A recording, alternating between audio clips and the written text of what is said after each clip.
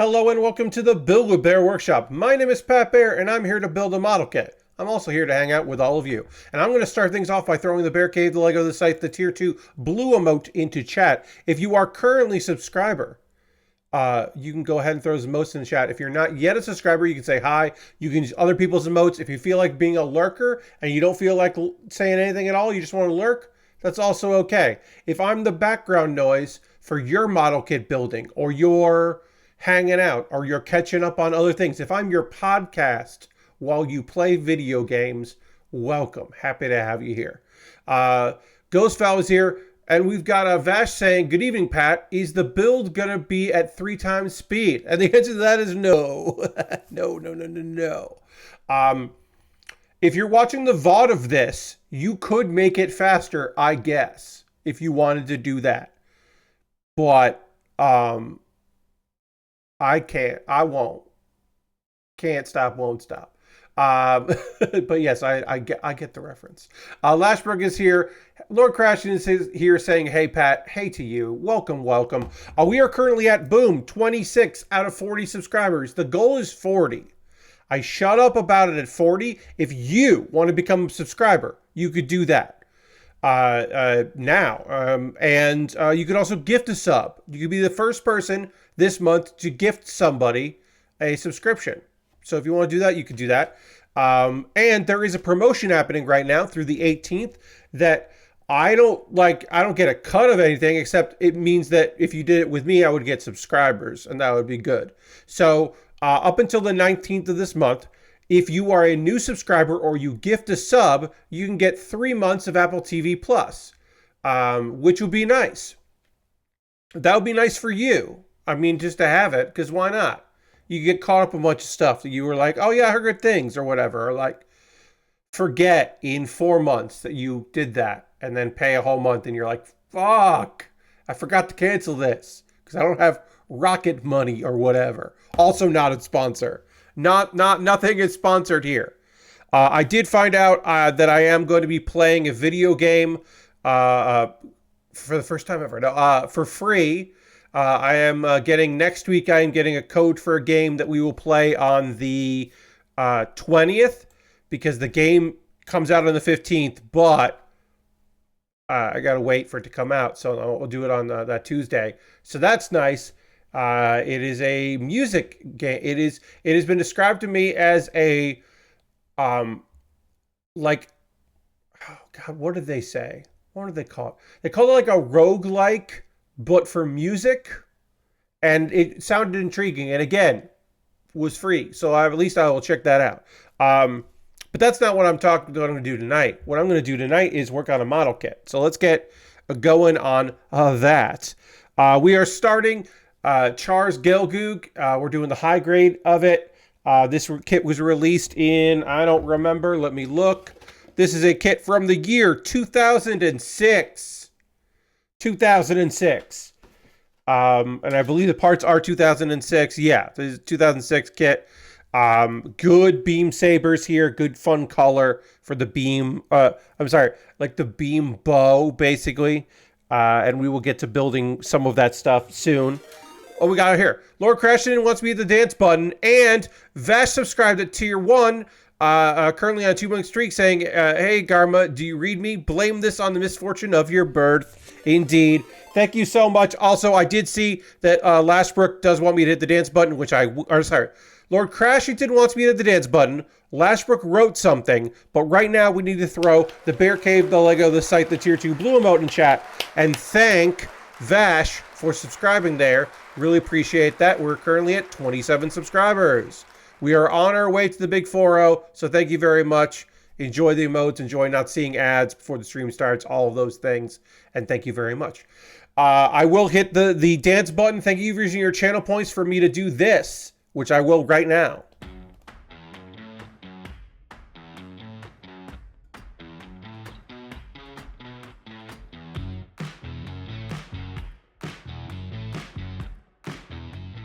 Thank you for using your channel points. And then Lashbrook said, yeah, I bought a new iPhone years back and it came with 3 Apple TV for a year. I activated it and then never used it and proceeded to pay for it for an embarrassing amount of time before I caught up. Yes.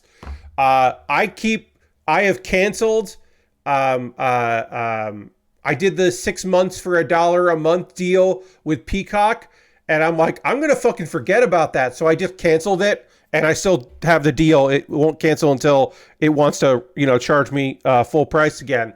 And then by then, maybe they'll offer me another deal, or I'll just go whatever. Because I feel like at this point, I don't even watch like every episode, like every. I watch most of the WWE pay per views, but like not enough to really justify having Peacock just for that. But if Amber Ruffin gets a show again, maybe I'll come. I'll pop back in because she's phenomenal. So if she gets another season of her show, like it'll justify me coming back to Peacock on occasion. But also, if I'm like paying for $11 or whatever to watch a pay-per-view and then watch a couple other things, like that's fine. I could probably justify that on occasion. But right now it doesn't make sense for me to have it. Lord Crashton's got a streak going saying, I've had 9 months of free Apple TV and never watched anything on it. I hear you. Yeah, sometimes. Vash went to AEW last night and had a blast. Cool to see Bryan Danielson before he stops full time. That's awesome. Yeah, I have not seen Danielson wrestle in person in a very long time. I saw him at a WWE live event, like one of those like weekend shows, one of the Madison Square Garden shows, which was cool because it's kind of like a super show. They aren't taping them. I saw him at one of those when he came out of retirement, came back to wrestling. So I was able to see that. But it's been quite a bit. I keep thinking about going to an AEW show because they run the South so often, but where they run near me is too much of a drive from where I am at in South Carolina. That it would not make sense on a Wednesday or a Saturday, which they haven't come by on a Saturday, but they mostly be coming by on Wednesdays. It would not make sense to go all that way without like staying overnight. It's just too long of a thing. And I would need someone to want to go with me to justify that, to make that make sense. That just hasn't worked out. But I would like to see that because I have not seen live wrestling since 2022 when I was in New York. I went to a show and that was fun to see some wrestling. But I have not seen anything since because they have not. There's nothing indie anywhere near me. The nearest would be, I think, like about 2-hour drive. And that federation that's about a 2-hour drive does not run that often and seems to exist. They're one of those things where like it's very clear that it's a lot of southern independent stars that are not at the level where they can do bigger things. So there are a lot of like very young people who could turn out to be fantastic, but seem at the very beginning of their journey, and then like seasons people you've never heard of who rely on whatever weird stereotype they decided was going to be their wrestling gimmick like a dozen years ago. And it has not been something where I'm like, I got to go to that show. I got to get there several hours from here to go see that show that's at some weird venue for way too much money, but you gotta feed yourselves. You gotta make things work. So I understand it, but I feel like if I'm going to spend $30, I should know one person on your lineup. Like if you're charging me $30 for a 2-hour show, you should probably have like you should have one of the many people who was on NXT for like a year. You know what I mean? Like you should have somebody who washed out of a major. You should have somebody that was on TNA, 8 years ago. Like something if you're going to charge me $30. If you're charging me $15, $20, it's like, all right, yeah, I might see somebody that years later I'll be like, oh, I saw them a long time ago. That's fucking cool. But $30 and I got to drive 2 hours to go see you. I don't know about that one. You're spoiled by DPW. Yes, getting Joshi and people from TNA all the time. Plus, real good local talent works so well. Yeah, I've been so thrilled that DPW has a licensing deal now with Wrestle Universe because, the shows go up late, but they do go up, and now I get to see that. And yeah, if DPW is your home promotion, you're doing pretty damn well because, like, they're getting really interesting, cool talent coming through. They're getting really good. They're fostering really good local talent and allowing that talent to have a home and a home base. And yeah, and then also, yeah, sometimes you just get like cool Joshi show up. Yeah, you got to meet Shoko. Like, that fucking rules. That's awesome. That's cool as hell. Like, yeah, like, I met, a certain good amount of talent when I was going to Independence in New York quite a bit, and Philadelphia and New Jersey, and like that era of like, fuck Ring of Honor, we're doing our own thing, because Ring of Honor was going through a Ring of Honor period, like many times throughout their history of like poor decisions by garbage people. But there was a real flourish. And then like, I don't want to say that Chikara was making money, but Chikara was allowing people that worked there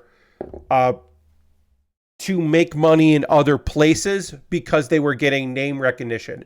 Beyond paid is, again, when I talk about these things, I'm not talking from firsthand knowledge. I'm talking from secondhand knowledge, from the way of things. I'm not talking about message board stuff. I'm talking about like from conversations with people. Like, nobody was making good money working for Chikara, but they were constantly working, and they were getting name recognition to work other places. And then saying, and that was somewhat similar to Beyond Wrestling. Sometimes people made a little bit of money there. And there were various ways that worked out for some folks, but, it eventually it meant that you could do other independents and you could make a name for yourself going to places and doing things. And it worked out pretty well for a lot of talent.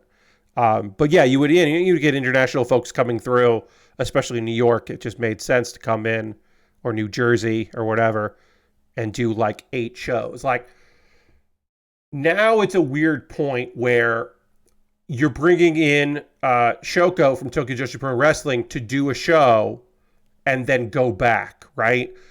You're bringing in Hyper Misao, who could not do that event, and instead another wrestler came in her place from Tokyo Joshi Pro Wrestling to a Boston show, but just one show.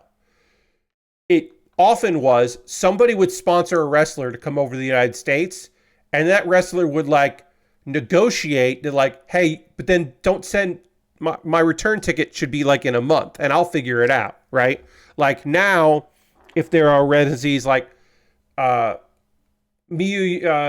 Yamashita will come and do a bunch of stuff in the US and do, a bunch of things and then go back. Or like Maki Ito will be brought in for GCW and do a bunch of GCW dates and then go back. But now a lot of them are like, the one-shots are weird. The one-shots are very strange to have that, to just bring somebody in. Oh, yeah. Yeah. Miyu and Bloodsport was real good. And honestly, I for her own wrestling, I would love it if Miyu like had a home base for a while, had like time to recuperate, because like the road is been seemingly kind of rough for her. Like, it takes a little while for her to get readjusted to working in Japan again. But it's still like fucking awesome for her to be able to travel and do cool shit and go places and do all that. But yeah, the one shots have always felt weird to me because, my era of going to a lot of wrestling, a big name indie like a Ring of Honor, like, I mean, even Beyond or Chikara, which were not big, but they were bigger, they would bring in a Shimmer US. They would bring in a name, and that name would be on every fucking show that you went to. They would headline some smaller shows, and they would do like, they would bring in a bunch of things, and like people who didn't normally do that indie would come do that indie to wrestle that name, and they would just do a bunch of stuff, or there would be like a bunch, like, oh, Chikara brought in these people for King of Trios.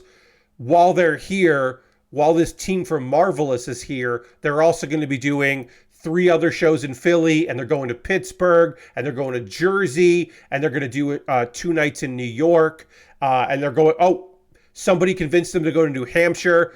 I wish they weren't going to that promotion because it sucks, like whatever. Like it would be a little mini tour, and then they would go back to Japan or to Mexico or wherever. And it would be like a mini little tour because they probably, not always, but probably didn't take as much money as they could have for the gig that paid for their flights, with the understanding that they would be put in touch with a bunch of other promotions that would pay them pretty damn well to be a headliner or a main event. The headliner or on the top of the card somewhere.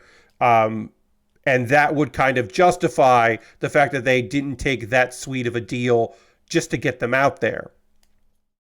But now it's like, no, you're coming in, you're doing a show, you're going to be here, and then you're going back to wherever you came from. And that is kind of now the status quo, which, again, has been interesting to see that. This kit is coming together nice and fast, which is fun. Fun to put this together. Is there anything today? So I'll lead in by this. I received a bunch of tech from a friend who was consolidating and moving, and some of that stuff is not for me. I've actually passed it on to some other people that could use it more. Some of the tech is replacing a few things, like a new keyboard, because the keyboard that I received is way better than the keyboard I had, and now I have a backup keyboard, which is great because you never fucking know. And there's not another keyboard in this house, so that would be bad if it suddenly stopped working. I would have to switch to my laptop, and I don't want to do that because my laptop's not great. But one of the things was in there was a Fire TV 4K, like a Fire Stick. And I was like, oh, this will be great because I will be able to plug that into my parents' television because we're almost at football season. And Thursday nights is on Amazon Prime. And that TV is too old to handle Amazon, the Prime app. The Prime app is bad, and that TV doesn't like it. So forget that. What I've done in the past has been hooking up my laptop. I just hook up my laptop right to the TV HDMI and plug in my laptop right to the Ethernet, which is right by the TV, and that has worked fine. It's annoying because that means I have to set up my laptop every single fucking week, every Thursday. And I was like, oh, I got this Fire Stick. Great. I'll just plug it in and set it up, and it will be probably less responsive than my laptop, but certainly better than anything else, and it'll just work and great. And there's a remote, and my dad can maybe learn how to use that remote, and that would be a godsend. It doesn't work. Fire Stick doesn't work. My friend is like, I haven't used that in a really long time. I don't know if it works or not. It doesn't seem to work. I tried it on 2 different televisions because I did read that sometimes some Fire Sticks want a particular type of HDMI port. So I plugged it into a newer TV that's only like a year and a half old, and it didn't work there. So I guess like it just doesn't work. And I think I'm going to crack it open. Like, here's the thing.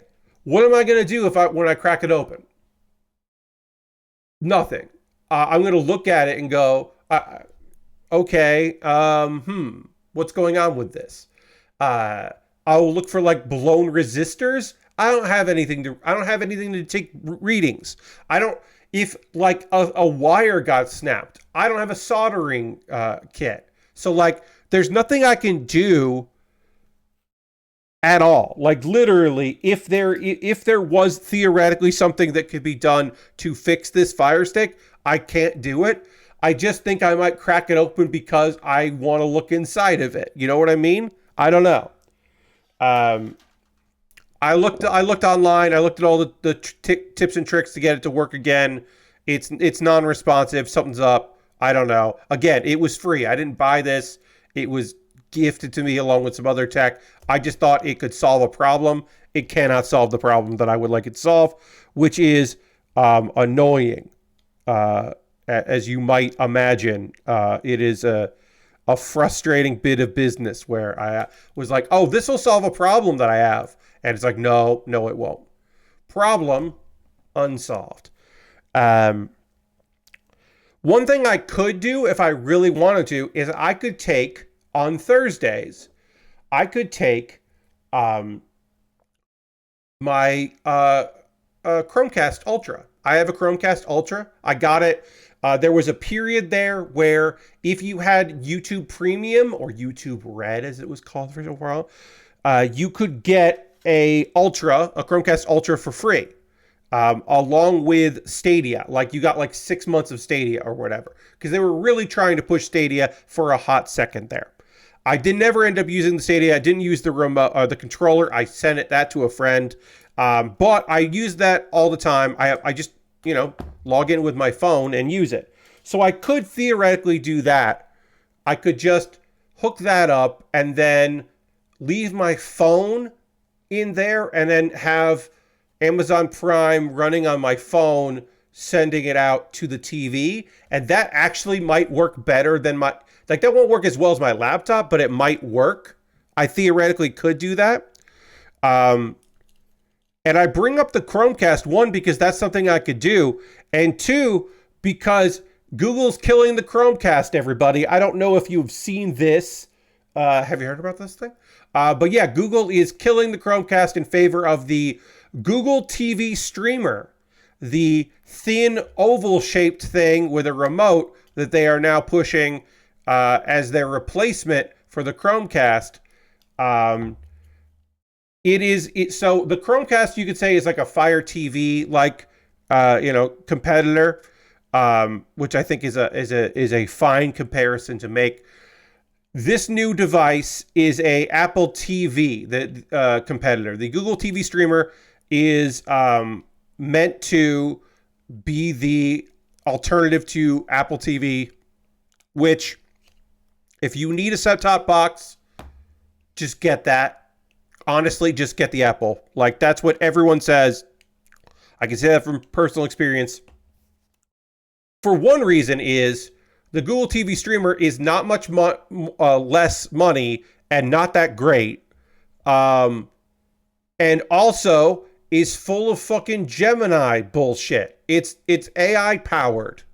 Like, the examples they give are terrible. They're like, oh, it'll give you a summary of the show. And it's like, what? Why would I need AI to tell me that? I'll just watch it.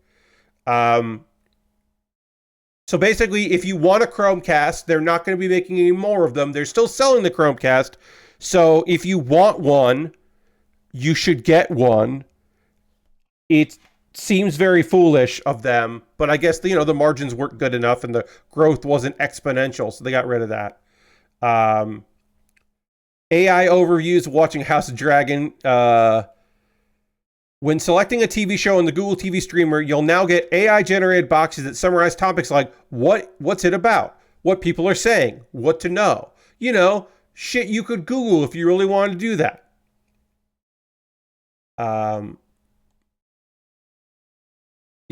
Their example is terrible. AI curated content suggestions, which are coming but aren't here yet.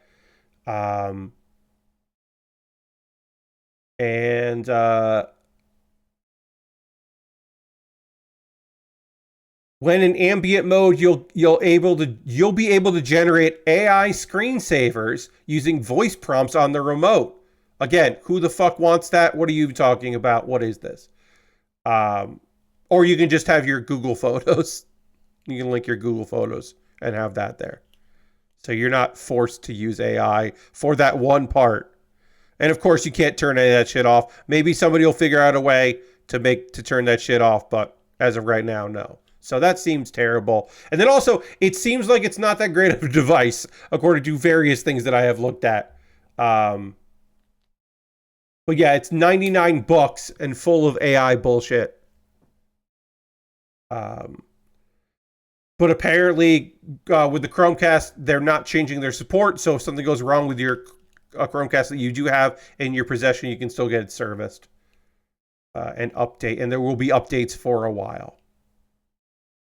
But yeah, it just seems like they're getting rid of the margins aren't great on this, but this is a product people like for we need to chase the future, and we finally need to beat Apple at in a category that they have dominated in. This seems weird. Seems not great. So I wanted to talk about this article we don't really talk about leaks that often when it comes to technology, but I thought we should at least kind of mention it a bit here. A bunch of anime got leaked. A bunch of new anime that's coming out. Now, some of those leaks are because somebody fucked up. And some of those leaks are because a lot of people fucked up. So they're two different things. The first episode of the third season of ReZero. That's coming out this year. That first episode aired at Japan's Expo 2024. It also aired at Anime Fest as well. And the watermark on it lets you know, oh yeah, this was at France's. That leaked. Also, some episodes of Dan to Dan leaked. All of the Terminator Zero anime that's coming out completely leaked. Like every episode. I don't know how many episodes that is, but all of those leaked.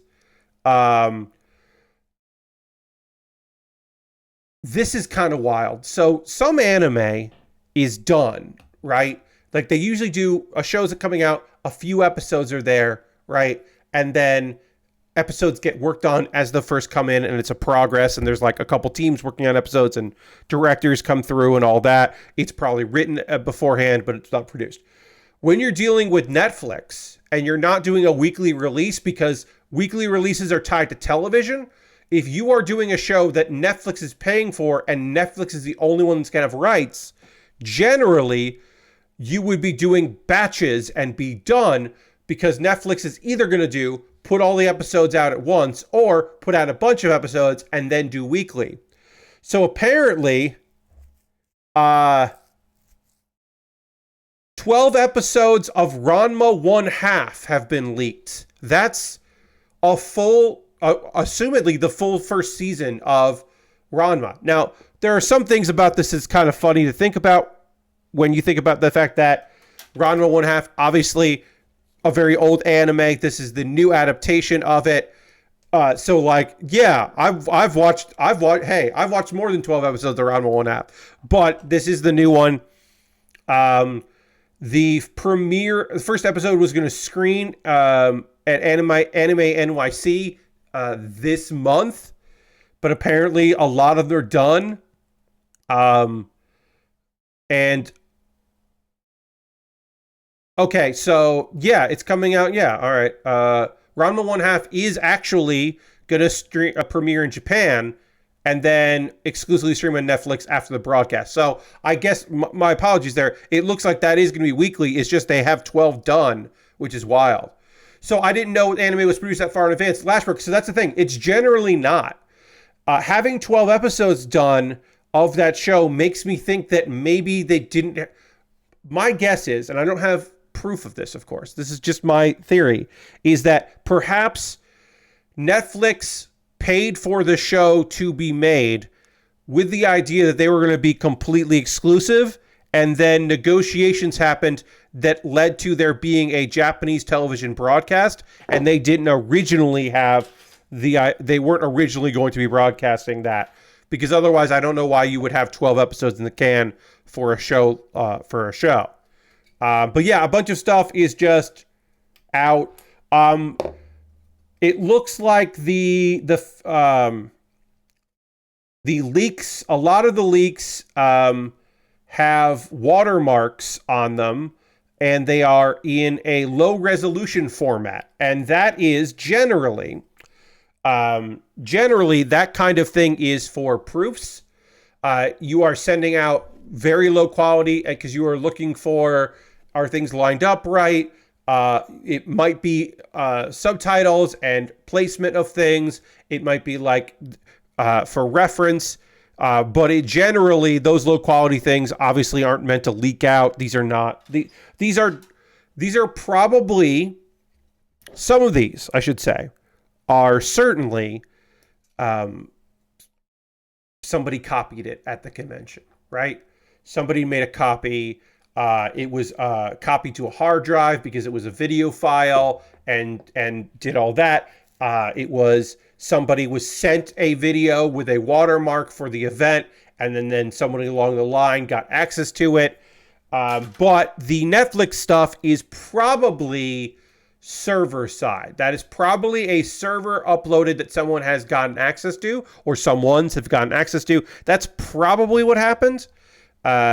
Again, I don't know for sure. Who knows if we'll ever know? But that if it's the Netflix stuff, that is probably somebody gaining access to something they shouldn't have, downloading a bunch of stuff, and then uploading it to BitTorrent, and probably torrent site, or sending it to apparently some of this stuff the links got shared on 4chan. That doesn't necessarily mean that it originated on 4chan.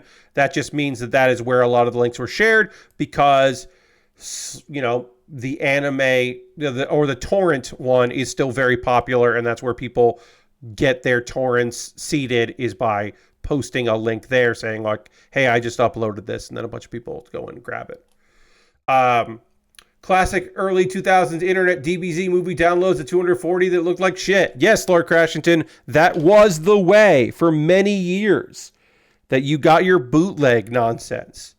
Or I recorded off television because I have a TV card in my computer, and I recorded this anime off of TV and then uploaded it to a website that should not have things uploaded to it, because it cannot handle the load of these webs of people watching it all at once. Perhaps you would receive a link to a thing that said, hey, before you watch this, you have to send me a message on IRC, and I will tell you if anyone else is watching anything on that server, and if there is if there is a slot available for you to watch this right now. Or my college found out that I was using an FTP on my college to host anime, so I can't do that anymore because I am now in trouble with the school. I say that not from personal experience that I did that. I'm saying that is a thing that I heard numerous times from people. Oh, hey, I was storing I was uploading a bunch of torrents on my roommate's computer because he only uses it for papers, and he found out and he's mad at me. So I can't I can't torrent anymore. So if you want to see these episodes of, I don't remember what that was at the time. Sorry, I can't do it. You got to go to this site and download the latest version of DivX, or you won't be able to play this thing. Have you heard of the K-Lite codec pack? You probably need that if you want to watch this anime that I have uploaded. Oh no, sorry, the subtitles are not baked in, and I forgot to upload that, so it's not going to work at all. You cannot watch. I guess these are the raw files. My apologies. Lots of nonsense from that era. Let's see.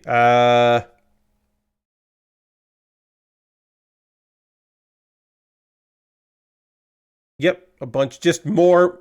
It was this thing. This story, I think, was posted on on Tuesday, and then it's just gone. There have been 2 updates. They're just more and more. So anyway, if you want low quality rips of things to get a head start, you can find that. Or you can wait, you know. None of what was said is something so big that I shouldn't say that. I have an interest in watching the first episode, which I believe is an hour, maybe 90 minutes. I believe the first episode of season 3 of ReZero. I certainly would like to see that episode because I like that show. I have been patiently waiting for this season to come out because it is there. There haven't been delays so much as they just said 2024, and then people have been anxiously waiting for that, for whenever in 2024 that was going to be. There's a lot of hype for that show, myself included on the hype. So it would be nice to see that. But I'm not like ripping down doors, freaking out. I don't need to see the episode early in a leaked version. I can wait and watch the whole thing when it's available. I've got patience for that. Let's see. We got a couple new indie studios opening up. Nothing really major there to talk about.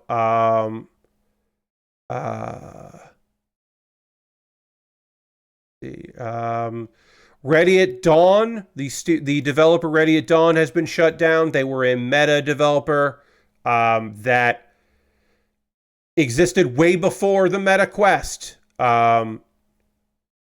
They existed for 21 years. They worked on God of War games, spin-offs, and The Order 1886. But then they were purchased. Ready at Dawn was founded in 2003 by some Naughty Dog and Blizzard alums. And their first game was Daxter, which was the PlayStation Portable spin-off. They made some of the best PSP games, as Lord Crashton says. Yes, they were certainly known for being a good PSP house, making some of the good stuff there. They pivoted to VR in 2017. They did the Nintendo Wii port of Okami. Just Another Spicy has been on a 3-month streak there. That's excellent. Welcome, Just Another Spicy. Or sorry, not a 3-month, a 3-stream streak. Saying hi, Pat. Hello. Welcome.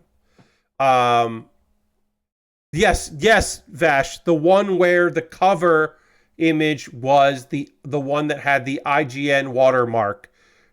Somebody fucked up real bad. Who knows where that came from? I don't know if there's been an oral history of that image, why that happened that way.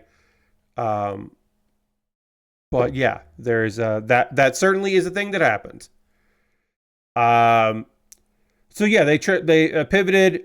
They were acquired by Oculus in 2020. They made Echo Combat and Lone Echo 2. And they had layoffs last year. They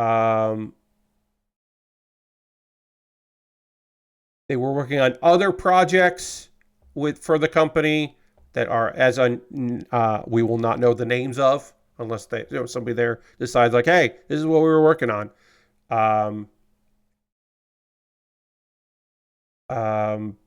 Also, Finnish studio Shipyard Games also closed today.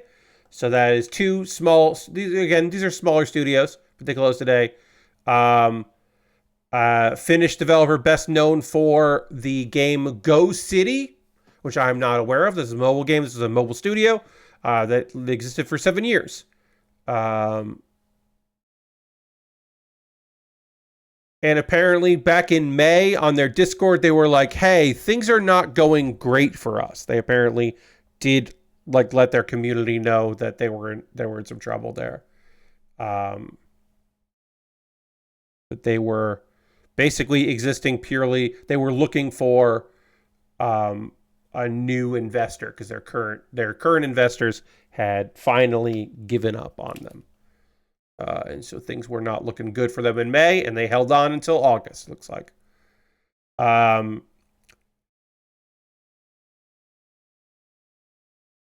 Apparently, their most recent game and their last game was Wizards and Kingdoms Go.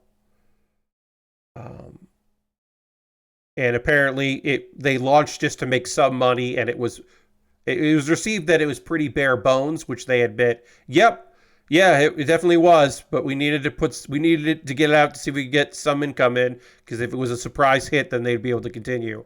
And apparently, it was not enough of a hit for that.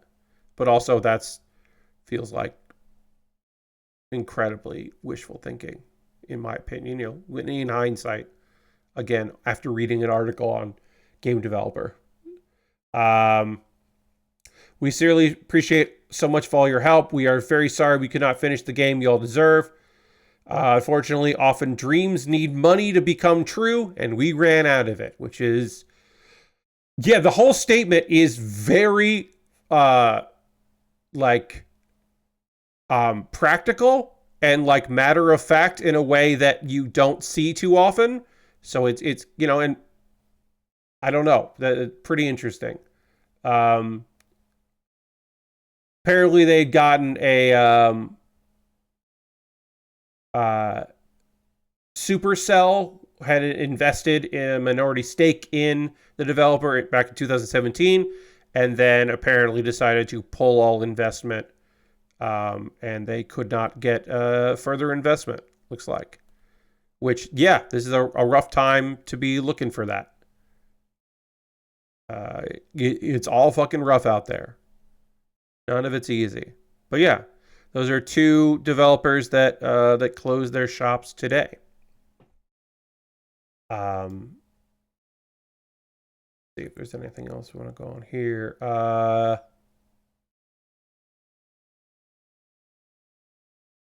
We got a new indie publisher, which it's nice because we've also had that. We've had publishers. Indie publishers certainly are in trouble here as well. It's not just developers. It's various facets in the world of games media.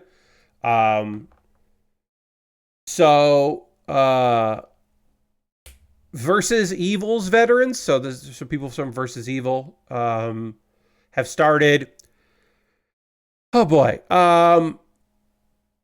So I will say I felt weird about this title because they're called Digital Banditos, from Steve Escalante and Lance James. And that was the Versus Evil, did close. And their idea is that they are looking to acquire existing games instead of publishing new works. They're trying to find games that self-published and offer them support deals, which seems, and then maybe their next games, I guess, which seems interesting. But it seems very small. Their slate currently includes the Town of Salem franchise and Soulstone Survivors. But again, having someone of Hispanic heritage at Digital Banditos makes me feel less awkward about saying Digital Banditos, which again kind of feels bad for me to say. But having another indie publisher out there seems good. There are people that self-publish that are looking to offload some of that work so they can not have to focus on doing that support work, and instead can focus on the next game they want to make. So that's good. And again, having more companies out there doing that work will hopefully benefit people. So, as you might imagine, I have not seen the Borderlands movie. And you might imagine that for several reasons. I don't go to the movies that often. It's not available for streaming. It's not technically really out yet, although there are probably, midnight screenings and advanced screenings, and I probably could have gotten to a screening at some point. I don't get screeners for things. Um, I have never in my life been interested in anything to do with Borderlands outside of being friends with people that worked on the games at some point and thinking that Claptrap is a cool design. Uh, that's about it. One of my roommates used to really love the first Borderlands game. So there's that. That's like my strongest connection to Borderlands is that like shout outs to Brennan. You really liked Borderlands 1 and kind of liked Borderlands 2. And you were otherwise a solid roommate. um, but yeah, 6% Rotten Tomatoes. And that's at their best. By midnight screenings, you mean at 7 p.m. Yes, a 7 p.m. Wednesday screening is often the part of the midnight because they're trying to make the weekend the week. That's been for a long time. That's not a new thing. But yeah, 6% is also like after some people posted their positive reviews because at one point today it was at 0. That at a 0%. But yeah, that's it. Look, again, Borderlands in theory could be a good movie if done by a good director, a good script, taking elements from the movie without having to really do the movie. I think the best course of action would be to do a wacky heist with a group of folks. Take all of the visual elements from it. Don't have anyone associated with it on any part of the writing. Modernize the jokes. Don't have songs that really set it and the era that it came out in, which they apparently did. And then maybe if it was cast well. So, look, there is something to be said for name recognition. Right? There's something you said for getting people in there that folks would look at and go like, oh, Kate Blanchett's in a movie. Kevin Hart's in a movie. Okay, all right. Jack Black does a voice in this movie. Okay, I'm listening. Like, I understand that. But like, just pay for one. Just pay for one name. And then fill the rest of the movie with like, actors that didn't cost you a lot of money so you can put money in other places because when you hire a bunch of actors for your CGI nonsense movie, some of those actors are going to be like, I'm going to have a lot of fucking fun with this. Like reportedly, Jamie Lee Curtis has a great time in being in a shitty movie. But like, why are you, this is the thing that they've done a couple times, and I don't get it. Like, Kevin Hart can react to scenarios as a fish out of water, right? In ways that are very funny. There's the CIA movie with him and The Rock, and his responses to The Rock being a nonsense, over-the-top, insane character are enjoyable. Because Kevin Hart has this kind of like, not everyman quality, but there's something there where like, he's like, you go like, yeah, Kevin Hart is definitely in over his head. That's great. But that's a different vibe than a character who is like in over your head and the straight man, which unfortunately I still don't have a better term for. That term is outdated and weird, but like, the character that is just completely out of their element and okay, here was that. Fish out of water can still be weird or funny or reactive. The reactor, the character whose job is just to react to the weirdness, that is an audience surrogate, that is just like, can you believe this stuff is happening to me? What's now? And that thing, what? That robot's talking to me. That robot swore at me. Like, all that stuff. Like, you don't need, why are you not paying Kevin Hart to be funny in your movie, right? Like, that's just bad casting. It seems like a lot of that was cast poorly and directed poorly, and every part of it is bad, seemingly. And I know there are a couple of people there. They're like, I don't know, I had a good time. I didn't pay to go see this movie, so I thought it was pretty all right. And it's like, yeah, you know what?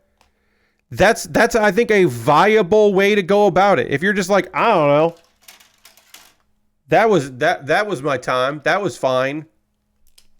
That seems pretty great. God, the Polygon review of it, where she's like, that the screening I went to encouraged cosplay and nobody there was in cosplay, is just like, oofta, yikes. We got the Cage the Elephant Borderlands song in Fortnite, so at least there's something good from it coming out. Yeah, sure. I don't know. So people got some money. That seems okay. This might be the only time I want to check in with how Randy Pitchford is doing right now. Yeah, I am sure that someone will do the reporting to let me know how mad Randy Pitchford is at critics or whatever.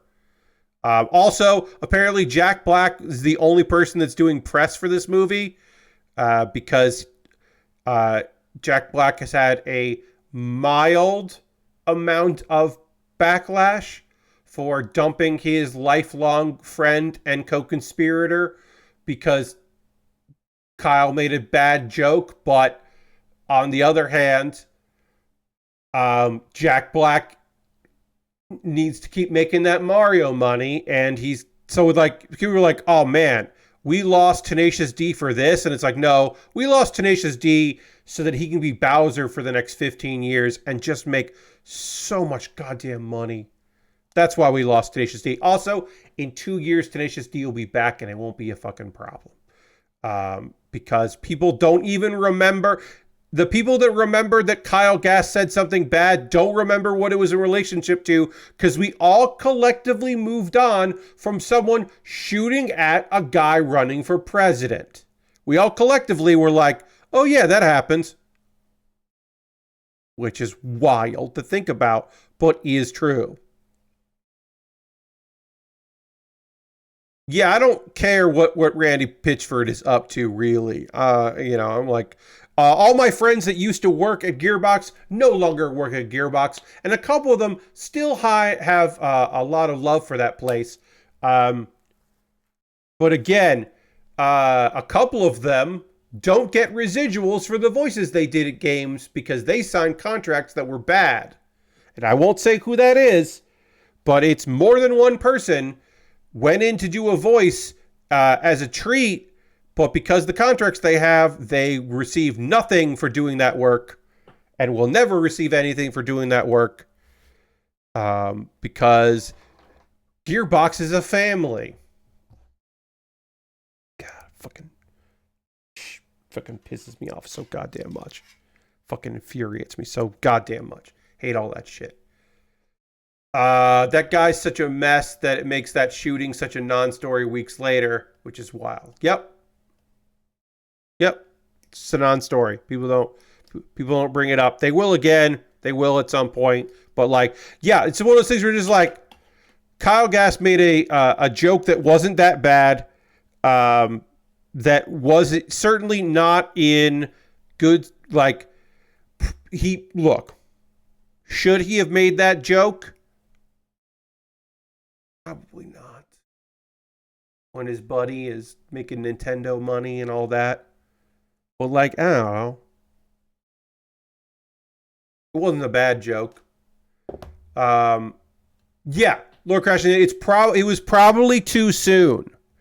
It was in poor taste. Also, Tenacious D is generally in poor taste because that's kind of the whole thing.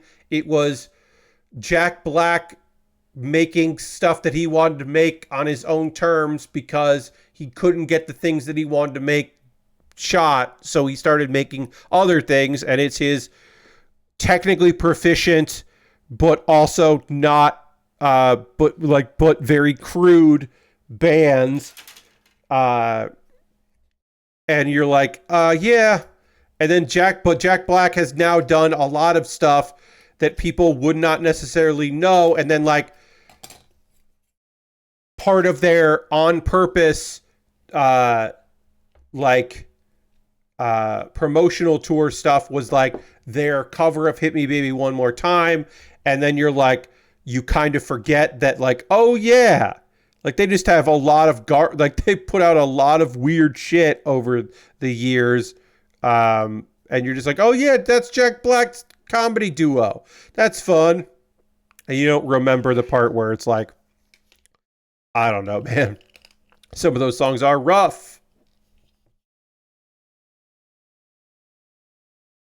Yeah, Lord Crashing at this point, if he said like, oh man, because here's the thing, right? At this point, if you make a joke about Donald Trump getting shot at, people would go like, oh yeah, why did you bring that up? That's weird. It would be a weird thing to bring up, not a bad thing to bring up. It would just be like the timing of it would be like, why are you talking about that? That happened like weeks ago. What? Apparently I put this on wrong, so I now need to fix my mistake here. I'm going to see if I can pop this out. I have no idea if I can pop this out easy or not, but this is supposed to bend down, and I put it in upside down, and so it is not doing what it's supposed to do, because it can pop in this way, or it can pop in this way. So I fucked this up, and I don't know if I'm going to be able to separate these two pieces easily. So I'm going to try to wedge them apart here.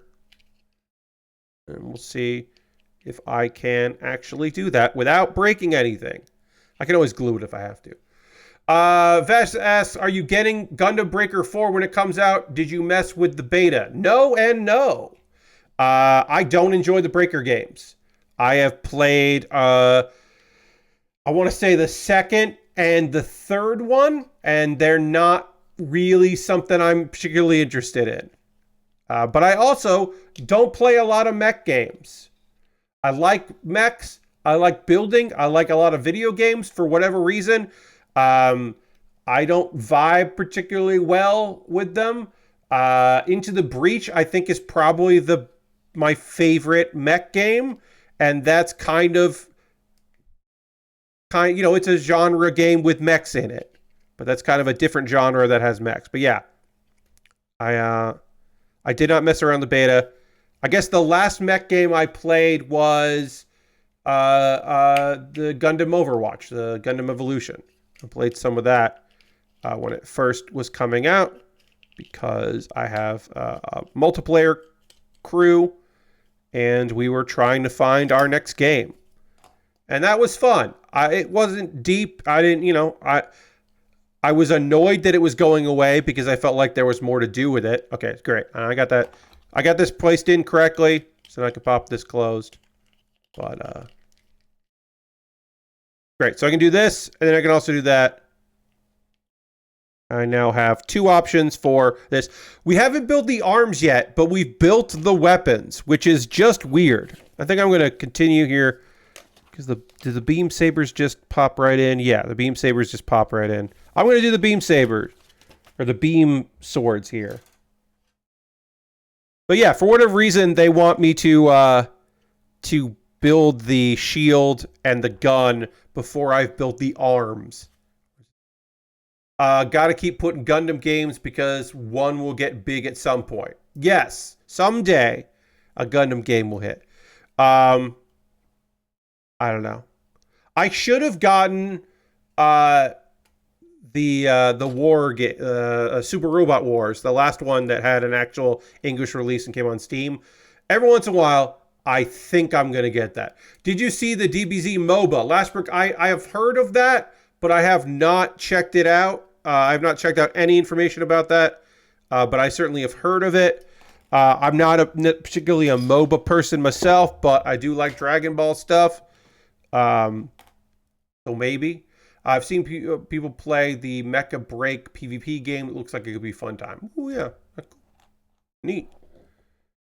All right, yeah, I'm just going to put these beams on, even though we don't have a hand yet, or an arm to put this on, because it looks cool. Yeah, I don't know. This kid is like, build the chest. Build the head. build the weapons. The order is a little strange. And now we're going to build one of the arms. But we're not going to do that quite yet, because at first we have to take a pause for the cause. This is my opportunity to talk to you about ways you can support the channel. Hello to everybody here. Hit the follow button if you haven't already. Yeah, if you would like to support me, there are various ways you can do it.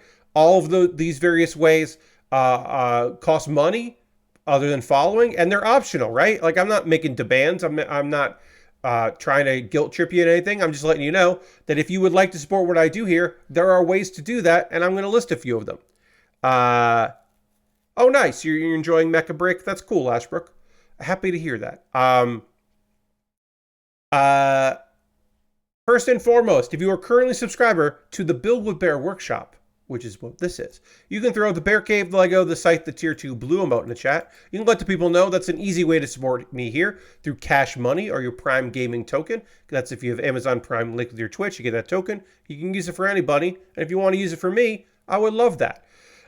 Being a subscriber, again, easiest way to do this because you're already here. You're already probably subscribing to somebody. Again, if you would like 3 months of Apple TV Plus, you can subscribe to me for the first time. Or if you want to gift a sub, you also can get that for 3 months. We are currently at 27 subscribers. The goal is to get to 40. We have had 0 gifted subs this month. If you would like to be the first person and join the gift sub leaderboard by gifting a sub to somebody in the community anonymously or getting credit, you could do that. Bits and coins also always appreciated. If you want to throw in some bits and join the cheer leaderboard, you could do that. Those are ways to support me financially. There are other ways. That's just the easiest way because it's right here on Twitch, which you're already on. Now, if you want to support me on Patreon, because you're like, I'm over on Patreon, I could do that. Patreon.com/PatBear. There's a $1, $3, $5, and $10 tier. There are different rewards for different tiers. If you're currently a patron of the $3, $5, or $10 tier, today, right now, you could vote on what I'm doing next Tuesday. Every Tuesday, I do something that is not model kit building. Usually it's gaming. And currently I have a poll up because the second Tuesday of every month is Patreon choice. So that's $3, $5, and $10. Get to vote on that. Currently, there is a big lead there. So I'm pretty sure I know what I'm doing next Tuesday. But your voice can be heard if you're a patron. And you can get your vote on. I have a YouTube channel. I'm going to be talking about ways to support me for a couple minutes here, and then we'll get back to building and all that. But right now, I'll tell you about my YouTube, youtube.com/PatBear. Over on that YouTube channel, I post a bunch of funny videos every week, or at least entertaining or interesting videos. So you can check that out if you would like. I would love it if you want to check that out. And if you want to, you become a member over there. And for just $2 a month, you get my Wednesday videos a day early. So the video that I posted on Wednesday, yesterday, people got to see that early on Tuesday. So you could be one of those people. Those are monthly ways to support me. If you would like to just, have like a tip jar for me and give me like a little bit of tip, like, oh, here, Pat, here's a one-time. You could do that through my PayPal or my Ko-Fi. Every little bit of money that I get through direct donations through YouTube, which includes AdSense, so watching my videos helps me out, through Patreon and through Twitch, all goes into a fund. And from that fund, I buy model kits to build. Like this kit that I'm currently working on right now. Char's Gelgoog I saw for a good price and picked it up because of Past You is helping present me. Now, a little peek behind the curtain. I got a backlog full of stuff that I would love to work on, including a premium Bandai kit that I need to build at some point because it's from Witch from Mercury and I enjoy Witch from Mercury kits. But I can't build any of that yet because I got a kit I'm working on right now. And then I have a kit that just came in the mail for me today that got delayed because of all the rain and stuff here on the East Coast that was purchased off my Amazon wish list. And so the next thing I'm going to be building is that kit. It's from Gundam 00. Now, if you would also like to buy something for me to build and have it jump the queue and get your own dedicated YouTube video about the thing that you purchased for me, the easiest way to do that is to go to my Amazon wish list. Over on the wish list, I got model kits. I got Lego sets. I have inexpensive kits, very expensive kits. An entry grade I haven't built yet that I would like to do from Metaverse. I added a thing to this wish list that is, it's a fake, it's a knockoff Lego brand of a mech, as is Nifla's Bryonic Building Model Tool. Collective mecha display set for adult gift giving. 651 pieces from Nifla's. It's got a rating of 33. It looks like a fucking knockoff Gundam made with knockoff Lego. And I would love to find out how good or bad that is. And so it's added to the wish list. But yeah, I've got Lego sets and model kits, inexpensive stuff, expensive stuff. I recently added a few things to the list. See if there's something there you'd like to see me build on stream. You can pick it up, and it'll jump the queue, become the next thing that I build. And so, yeah, see if there's something there. There's some gear if you just want to support the channel and you're like, Pat, you could use some new tools. I'll get you this iFixit kit. So you have some new spudgers that are higher quality than the current stuff you have. The fact that this spudger has lasted for 4 years is unbelievable. But it's also starting to kind of fall apart. So yeah, that's my Amazon wish list. That's an easy way to support me if you wanted to. If you want to not use Amazon, which I totally understand, I have a Throne wish list. It's a smaller little list, but they're an independent company doing wish list fulfillment. And then also you can always go to the most convoluted way. The way that is just so many steps and it's nonsense. But if you want to support me and you really want to make it a fucking adventure game out of it, you can go to USA Gundam Store. You make an account there. You buy a gift card. They will send you an email with the gift card code. You copy and then paste that gift card code to me. You can whisper me here on Twitch. You can send me a DM on Twitter or a DM on Blue Sky or Mastodon with that gift card code. I guess you could also request to send me a message on Discord if you wanted to with the gift card code. And then I will use that gift card code to buy something from USA Gundam Store. And 3 people in the time that I've had this offer have done that, which is wild. And again, the most convoluted way to support me financially is that. If you want to support me and not spend any money, I just mentioned that you could message me on Discord because I have a Discord channel called, server I should say, the Build with Bear Discord. Come hang out there. I post build photos at the end of every stream. People post stuff they're working on. It's a nice little place. You'd be welcome to come hang out in the Discord. Couple video links for you to check out. Pat Bear's Anime Club. The most recent episode of Pat Bear's Anime Club is about recommendations from this very season. The summer season, I now have an opinion on, and I can tell you about some of the shows. And I talked about 4 shows that I think are all good, and they're different kinds of shows. One of which I'll be talking about later today, or in a little bit. And then the other video to check out is Kuma Baer. Kuma Baer is my weekly anime recommendation series. It's a shorts series. And I talked about the anime Non Biyori. And a lot of people have watched that video. And I was very surprised about that because generally when I put things in Japanese, they don't get recommended. But this one did. And I'm pleasantly surprised. That a lot of people have seen me gush about Non Biyori. This season in August, I am talking about, or this month for August, my theme is the chillest of chill slice of life. While there are some moments in the 3 seasons and a movie of this show that is a little sad, there are like some cathartic sad moments. In general, Non Biyori is a delight and it's one of my favorite shows of all time. You should check it out. It's just so fucking good. It's so cool and weird and silly and very, very cool. Check out Non Biyori. You'll like it. Or maybe you won't. I don't know. But if you ever want to get a trial for High Dive, it's there. Turns out a lot of my favorite slice of life chill anime are all on High Dive. 3 of the 4 that I'll be talking about this month are there. I don't know how that happened. It just did. Anyway, I am going to talk more about some other anime in a second. But before I do that, what I need to do is get back to the overhead camera, start working on arm, and then dramatically transition to the overhead camera while drinking a little water. And I'm going to do that right now.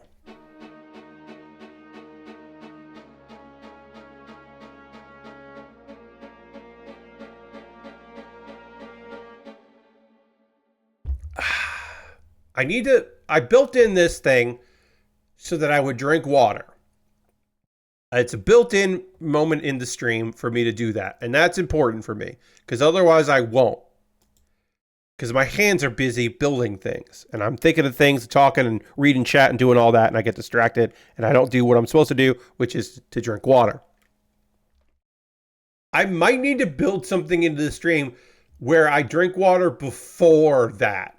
Because I go an hour and change without drinking any water and just talking for that hour and change, and that's not good. So I might need to figure that out. I don't know. I don't know what I'm going to do there, but I'm starting to think I might need to build in another water break.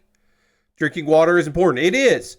Like in general, hey, I'll say this before we start talking about some anime. This is some old man shit coming from your friend Pat, but like, genuinely, especially in the summertime, especially right now, I'm trying to drink way more water than I was normally, and it's helped. I think it's helped a bit with my complexion, but it certainly helped me just like, I don't know, feel better throughout the day by just being like, oh, you know what? I've only had 3 glasses of water today. I'm gonna try to have a 4th glass of water. We'll see how that goes. Like I'm trying to. I just think it genuinely has been good for me to do, and I'm glad I'm doing it. I don't know. I guess I'm glad I'm doing it. Now, what's also important is talking about some anime.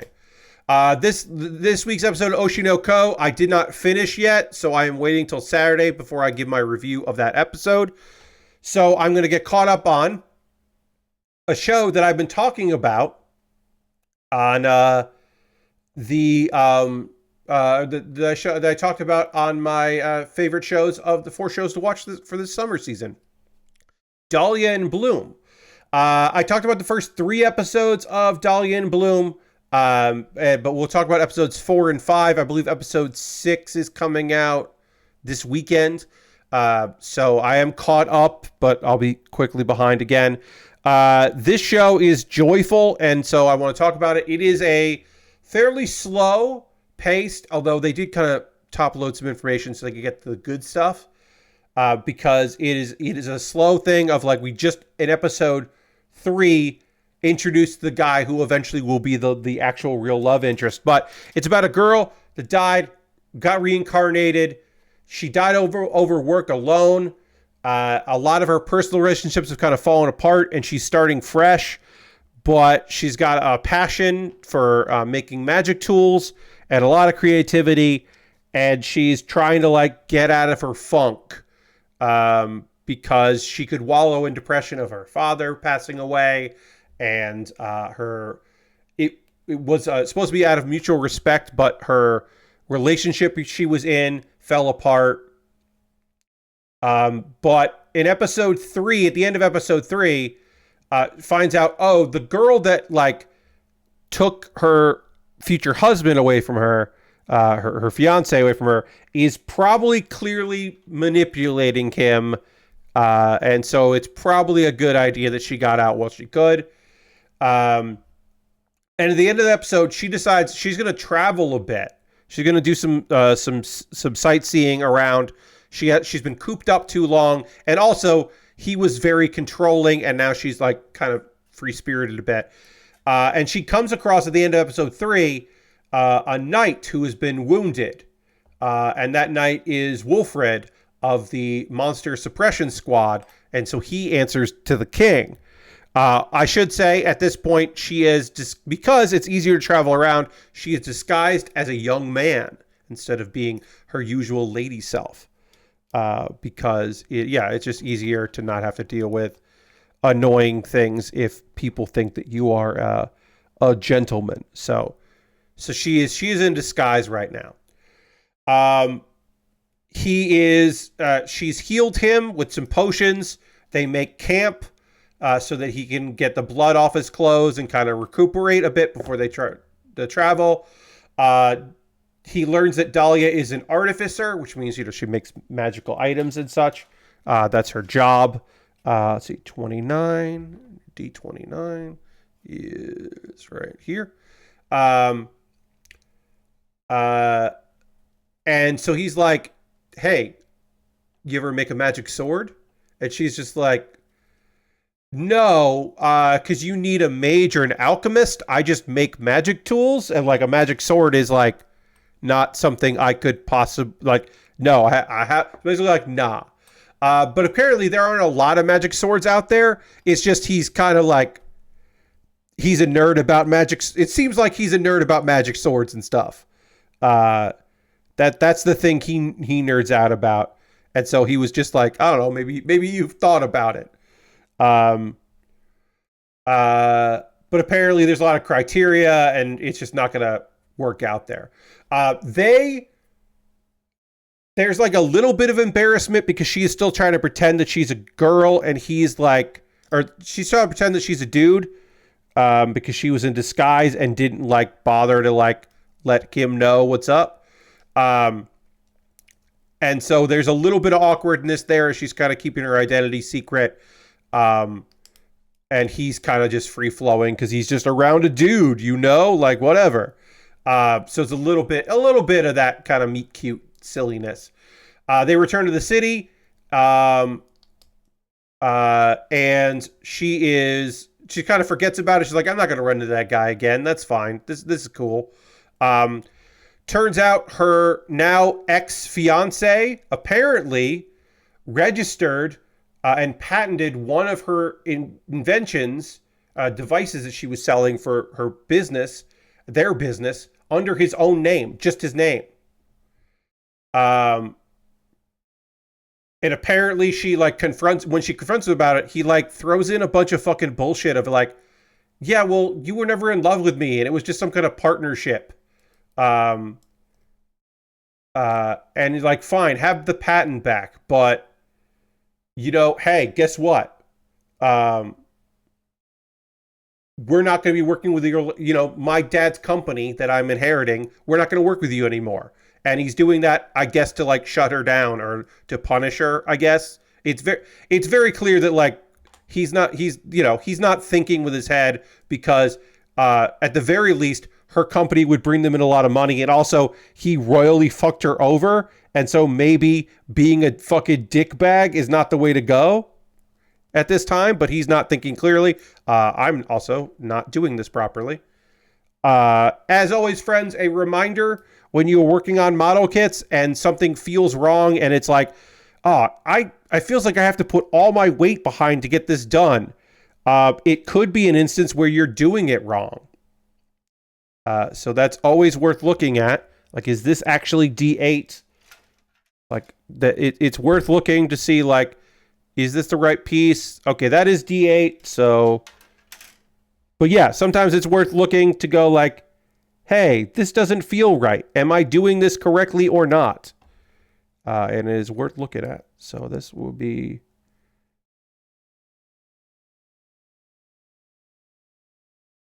I gotta see if I can get this piece right. So this would go like that then. Okay, so that goes like that then. This is gonna lock on like that. Okay, now I can continue working on it. Now that I'm like, all right, I think I know what I was doing wrong. We can continue, because that is supposed to go like this. I did it wrong again. This piece goes like this. This piece goes like that. All right, let me just I'll keep talking about this anime I've been watching, but let me try to get this piece in correctly here. Because then this is going to go like that into this piece. This looks right. And then this will clip on there. And then this will have to go in like that. And then, did I do this right? Theoretically, I did, but did I in practice do it right? That's the real question. Always fun. But anyway, so he's like, all right, well, we're going to break off ties. We're not going to work with you anymore. And it's very clear, like, that's now that she doesn't have a company to trade with or to do a lot of the work, that could theoretically ruin her business. But this does not sit well with a lot of people who, one, are siding with the girl who's been slighted in a relationship, because I think he doesn't recognize, like, obviously he does not want to be the bad guy. He does not want to be perceived as a bad guy, but he is clearly the fucking bad guy. And so he does not seem to understand that people are like going to side with her. And so they're like, you should start up your own trading company. And the Guildmaster Jetter is like, yeah, whatever you need. I will guarantee this for you. I will be your guarantor. I'll make this happen. And then my favorite minor character in this, because I've read some of this manga, this is by far my favorite character in the anime, or at least in the manga that I've read. Gabriella, who is this older lady who is the vice chairwoman, is like, basically decides to take Dahlia under her wing and is like, I am going to, you say that you are not prepared to be a businesswoman to do that side of it. I will get you prepared for this. I will work with you. And apparently, and this is a thing that I can tell you, we've heard a little bit about, but we're going to hear more and more about as time goes on. Carlo, her dad, who has passed away, asked to help her when necessary. So part of that is Gabriella is pissed off at how the Orlando Trading Company is doing business. And part of it is that she did promise years ago Carlo that if Dahlia ever needed help, that she would help him out. Okay, so I'm still not getting this right, and I'm not sure what I'm doing wrong here. So I'm going to take my time with this. We're going to figure this shit out. When I do the other arm, it will be nice and fast. But right now, it is not that. I want to say that this goes like this then, which would mean that, yeah, okay. Because that fits in right. That does fit in right. Okay, so that's like that. And then this would be like this. This does look right. Okay, that looks correct. That does fit in correctly. And then I can't put this on top yet until I put in this piece, which is where the hand is going to fit in. And that goes... Oh, look at that. I want to see. Go like that. Okay. All right. I now think I know how this all fits together, which will be great, because then we can keep building this kit. Meanwhile, our guy Wolfred, good. Ooh, I got this together. Hooray. Our guy Wolfred, who we met in the last episode, he is taking a leave of absence because he wants to go and find Dahlia, who helped him. But he still thinks that is a dude. But he wants to go find the dude that helped him out. So he takes leave of absence from work so he can track down this guy that saved his life. Because, he feels like he owes him.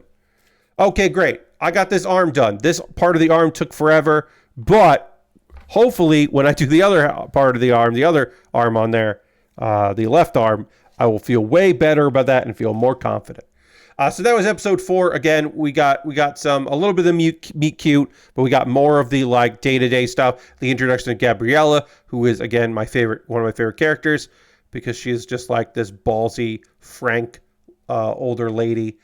So Wolfred tracks down Dahlia, because there are only so many builders of magic items, and then realizes, oh, that's a guy. And is just like, okay, you pretended to be a girl.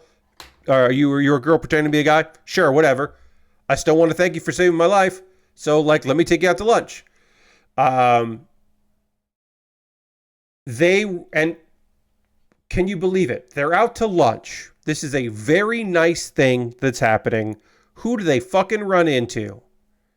They run into Tobias and Tobias's receptionist girlfriend that he left. He broke the engagement because this is a girl he actually is in love with, quote unquote.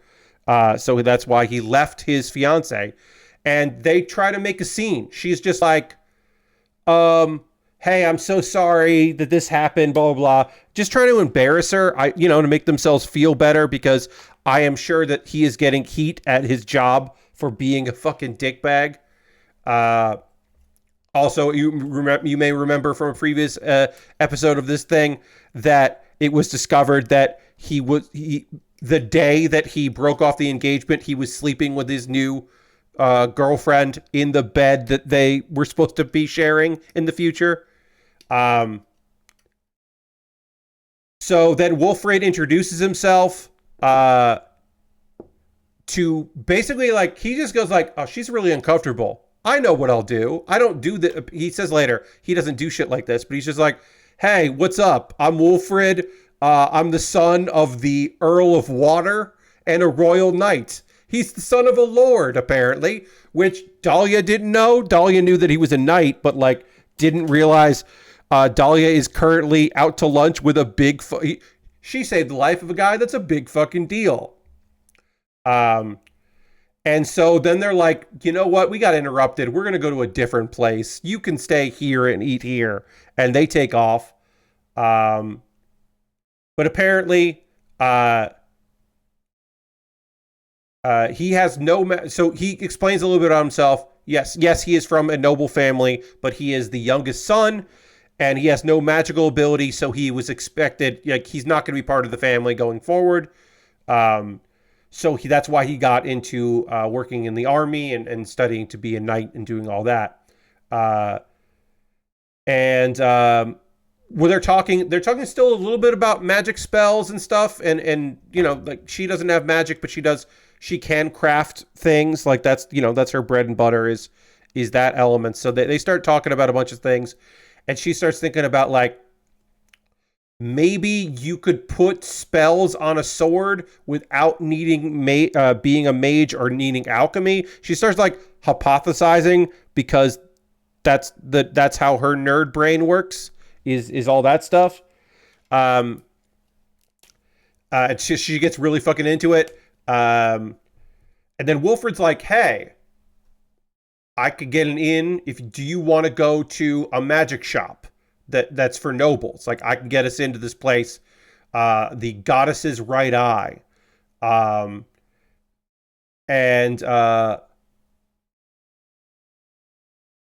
So they decide to go to that. Gabrielle finds out that they're spending time together, and she's intrigued.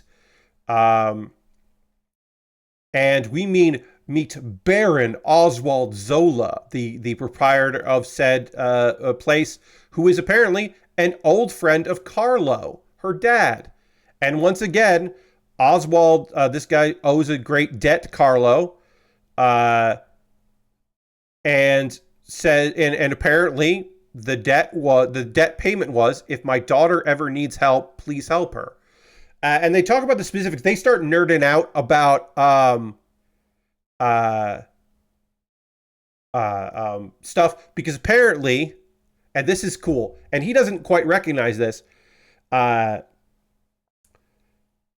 Carlo was talking about a thing that someone wanted him to make that he couldn't figure out how to make, and that allowed Oswald to brainstorm a thing and make it, which became his most popular thing and saved him from bankruptcy, which was basically a magic air conditioner. And the person that wanted to make it, that couldn't, and that Carlo couldn't figure out a way to make, was Dahlia. Because, of course, because it was hot, and she was a child with memories of being, from Earth and Japan. So she wanted to make an air conditioner, but she didn't have the knowledge, and he couldn't figure it out. But our guy, the Baron, could. And so, as a payment for Carlo helping him out years and years ago, uh, basically he gives her a membership, even though she's not nobility, and that allows her to come to the store whenever she wants. And they're talking later, and after meeting Oswald and hearing about her dad, she realizes that, like, oh, she's been swept up with taking over the business and her father passing away and her coworker and her getting engaged, and then his dad had died as well, and then the engagement ended. She hasn't really processed her dad, and she's missed her dad a lot, and she has an emotional breakdown with Wilfred there to kind of comfort her and be there for her. And it's lovely. And this was a lovely episode. Again, this is a slow romance series that is set in a fantasy world and uses the trope of our main character being a reincarnation, being an isekai character, just to give some element to like her modern ideas and all of that. This is just a romantic comedy show, not comedy. This is just a romance series set in a fantasy world. If the isekai label is a turnoff for you, I hope that the idea that this is just like such good vibes and like a nice, slow, steady show might entice you to check it out. That's Dahlia in Bloom. I'm really, really enjoying it. I've been having a ball with this series. It is just, yeah, it's just good vibes. And again, slow and patient, and like, again, there's like ups and downs, and it's that thing of like, our girl never had time for love. I don't think she's definitely looking for love, but like Wilfred is like the new friend in her life, because she does have her childhood friend and that friend's husband. So she does have some friends, but she doesn't have like a ton of friends. And now she's working on her business, and she's getting a support network, and she's learning again, which we'll see throughout the series, that her dad really did look out for her in the best possible way. And that there are more and more people whose debt to him is someday help out my daughter, which is just lovely. So yeah, that's Dahlia in Bloom. I'm really enjoying it. I do recommend it if you were looking for another show to pick up this season. I want to hear from you, friends. What are you watching right now? What are you playing? What are you into? You going to the movies this weekend? Yeah, you got weekend plans or something outside of watching me stream on Saturday, continuing to work on the Gelgoog, Char's Gelgoog. But yeah, what else you got going on? What are you up to? I always like to hear from you about what you got going on, and then I'll tell you. For me, your friend Pat, I did some spring cleaning. I mean, it's a summer, but I did some cleaning around the house today, trying to keep things up. I've been working on some projects, some of which are related to what I do here. Others are just whatever. Our Tuesday stream, I had a ball. That was one of the best Jackbox streams I've done in a really long time. That was really fun. Thank you to everybody that came out for the Jackbox Party Pack stream. Of course, looking at the wonderful world of the Mega Picker, the Steam only at this time software thing. It works as advertised. It worked fine. I enjoyed using it. I don't know the next time. Probably the next time we play Jackbox will be, my guess is probably in October when Party Pack 11 comes out, because I'm not particularly interested in the Party Pack. I'm not particularly interested in the Naughty Pack myself, so I don't expect to be checking that out. But like, I could see myself playing Jackbox when 11 comes out. I feel like we'll probably check that out, which is usually October. I'm not saying for sure they're doing it in October because, of course, there are any number of reasons why they wouldn't, but also because they're putting out a smaller pack this year and the mega pack and all that. So like, it's possible they aren't doing the usual release. I don't know. I have to get this right. I said this will be easier because I just did it, but hey, turns out Not immediately easier. Okay, so is it like this? Is this the way I have to do it? But yeah, I want to hear in chat from you, friends. What are you watching? What are you playing? You playing any video games? You reading anything? You got any plans for the weekends you want to tell me about? I do want to hear from you about those things because I always like to hear from you about what you're excited about. And sometimes you tell me things that I'm like, oh, I haven't heard about that video game. And I go and investigate myself about it. So yeah, let me know in the chat. I've been playing Hearthstone. We did run, there was a patch that came out today, and it did make one of the decks I've been playing a little bit worse. Not a lot worse, but like a little bit. It definitely like decreased the deck a little bit because it made one of the cards cost a little bit more. So that's a little frustrating. But on the positive, this doesn't seem right. This doesn't seem right at all. But on the positive, it did, some of the nerfs and buffs did make one of my decks a little bit better. So that's cool, and I'm happy about that. All right, I think I have gotten this. I think I got this connected correctly. So we'll just go and put the poly cap that I need to put in there. The arm. So that was good. I have a session tomorrow for D&D, my D&D crew. Our schedules have lined up really well lately, which has been phenomenal because sometimes our schedules are very bad and don't work out. So it has been nice to be able to get people together. Tokyo Joshi Pro Wrestling has been doing a tournament, the Princess Cup, Tokyo Princess Cup, and that is heating up. One of my favorites is doing well in the tournament, and I'm hopeful that Ryu will...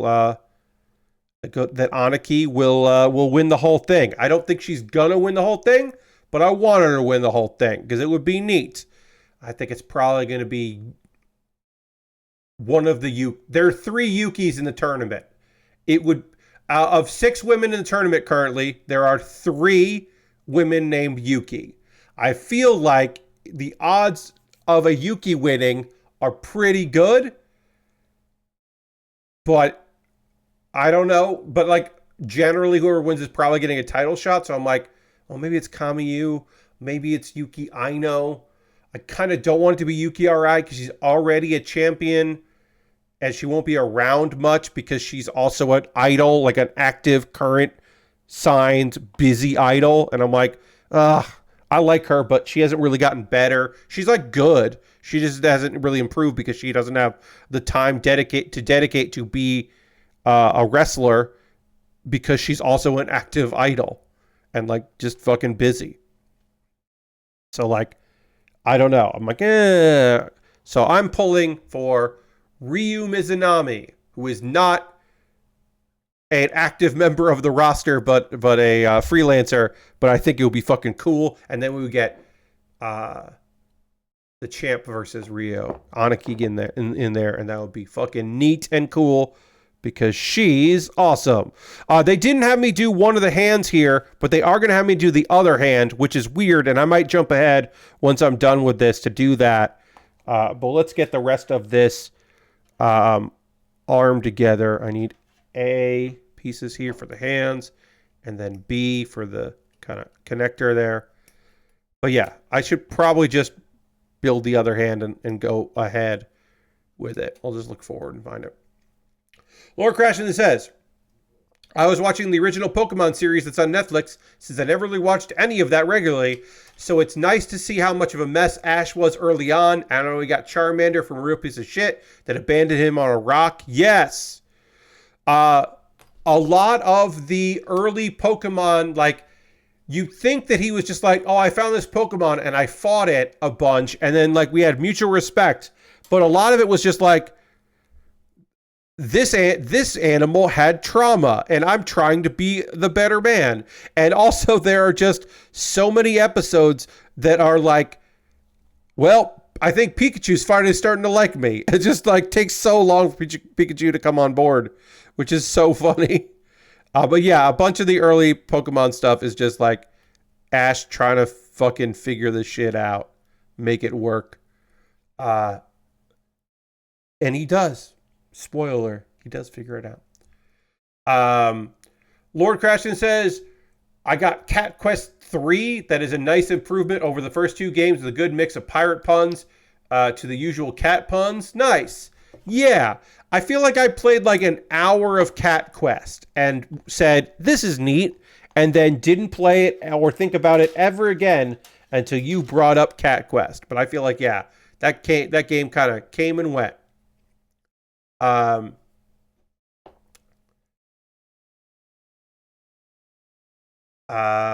Lord Crash is trying to have a Caterpie fight a Pidgey that Misty yells at him for being so stupid. Yes. Yeah, Ash takes a long time to figure out type advantage. Because he's more vibes based. He's more heart of the cards based. Which he's not using any cards, so it's a mistake. But that's a little bit more of how that's a bit more of his modus operandi. I think this is the way to put this in. Yeah, this looks right. Yeah, that's right. Okay, great. We got another arm done. Let's panel line it. This kit's coming together. I'll say this: this kit, we did a lot for one stream. Obviously, we're not done yet. We're almost done. We're not done yet, but we've done a lot of this kit. I feel like I'm definitely going to finish this on Saturday. There is more. The legs are a bit more complicated, and we still have the waist to build and all that. But yeah, this kit's coming together pretty well.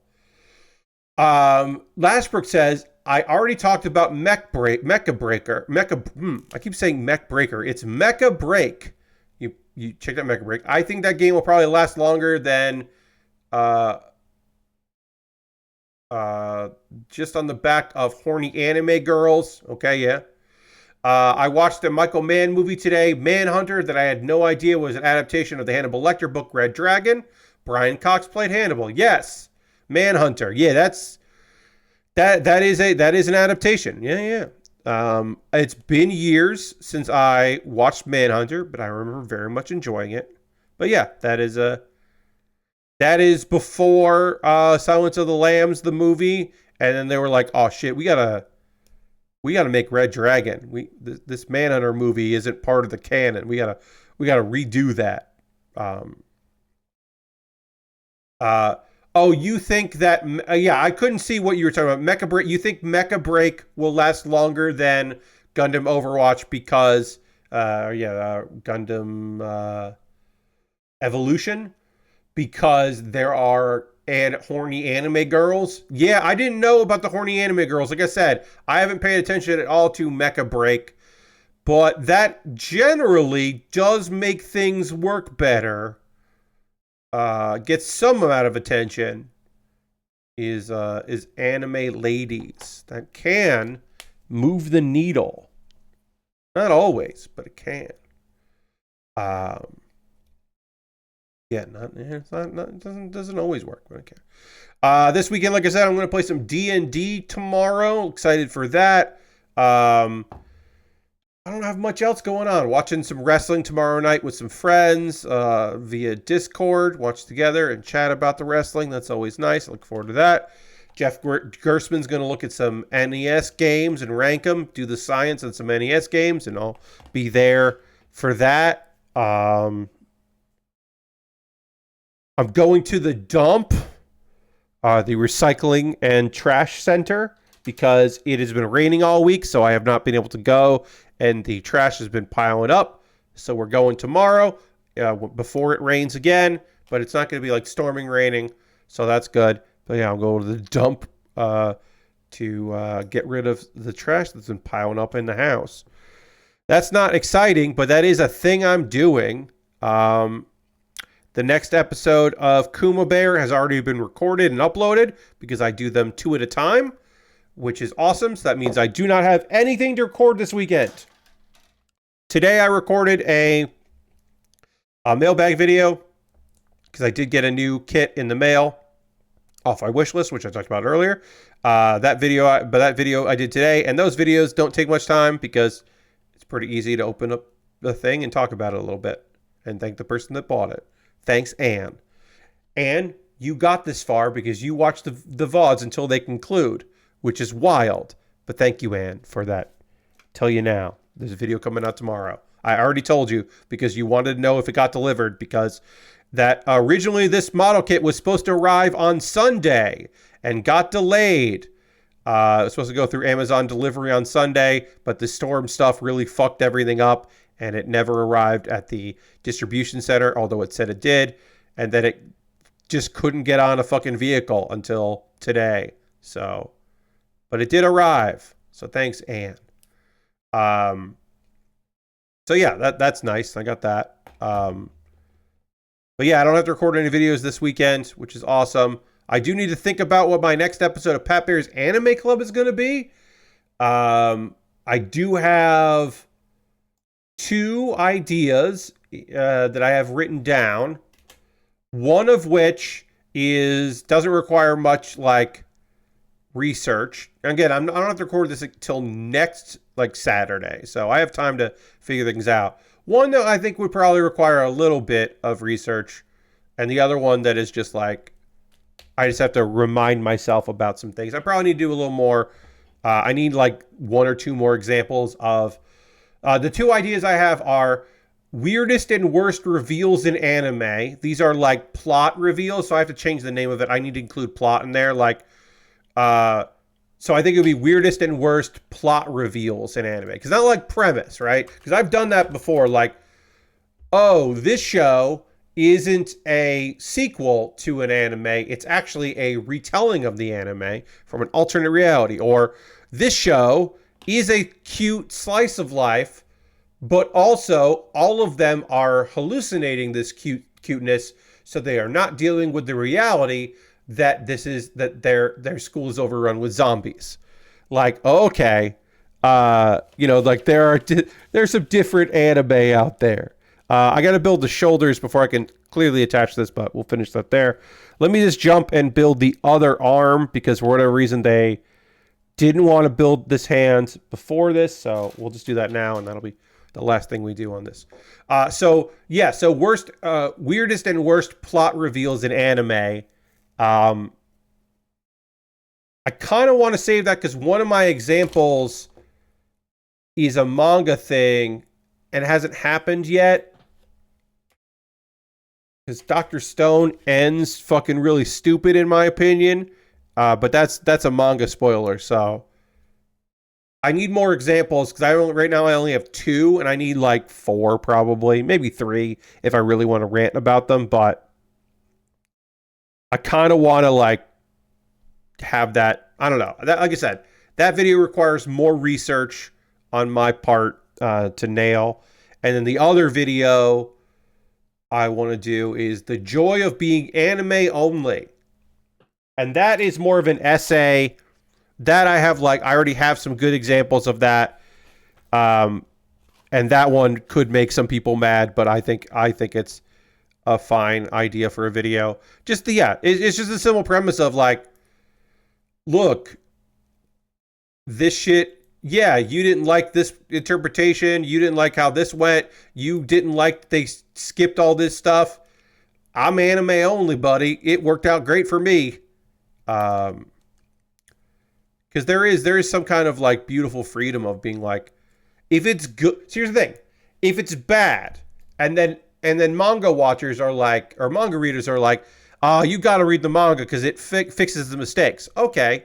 But if it's good and the changes that are made irk you, well, that doesn't matter to me because I'm watching it. I'm not reading it. So I think there's something there. There's something about the idea of like, sometimes anime only is cool. Sometimes anime only is a bummer because there's a lot of filler. Or like, one of the worst things in Black Clover, an anime I really enjoy, is the filler arc. Because the filler arc is awful. And if I was reading the manga, I'd be like, I would know, I knew that was filler, because I was aware that was a filler arc. But if I didn't know that, I would have been like, oh, this show's kind of fucking falling off. And I hope that it gets better. I wonder if it was changed from the manga. And then I would find out, oh, it's not even in the manga. And I'd be like, fuck. Okay. So it kind of, sometimes it goes the other way, but There's something to be said for being anime only. So again, I don't know if I'm going to do that Naruto's giant filler arc at the end of the first show. Yeah, I mean, sometimes filler, like, look, that's a separate video of the worst filler that's ever existed. That's a separate other idea. That would require a lot of research, more than I have access to at the time. But the idea of doing a worst filler, like the second bout with Foxy, one of the worst characters. One Piece has one of the worst characters ever as a villain, and then they did like another arc with that character as filler, and it's just like, holy fucking shit, what are you doing? As I said, Black Clover, the only queer characters in Black Clover were tragic queer villains introduced in the filler arc. No, the driving license is world building. That's killer. That's killer filler right there. I would never talk mess about the Dragon Ball Z driving license episode. That's a classic. Anyway, I can't talk about Dragon Ball right now or Dragon Ball Z right now. I can't do it. We don't have the time. We've got to move on. And by moving on, I mean we've got a raid. We got to go find somebody doing cool shit out there because the stream might be over around here, but the party doesn't stop. So let's go figure out who's doing some cool shit out there on a Thursday evening that we want to go hang out with. Who is doing stuff? How long has my friend Adam been streaming? My friend Adam has only been streaming for an hour and a half. I think we can go raid him. We're going to go give it a shot. We're going to go raid my buddy Adam, aka Seabats. He is doing some, he's checking out the 2XKO Alpha, which is apparently a fighting game thing that I don't pretend to be super aware of. But he's checking some stuff out there. Adam doesn't stream that often in the evening, and he's only been going for an hour and a half, so he should be going for a while.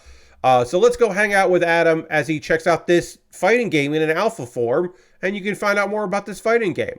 Thank you all so much for being here. I hope you have a great rest of your evening. I will be back on Saturday at 9 p.m. Eastern, continuing to work on this cool model kit. And I hope you have a great time and a great rest of your night. Goodbye, everybody. Goodbye, goodbye, goodbye, goodbye, goodbye, goodbye.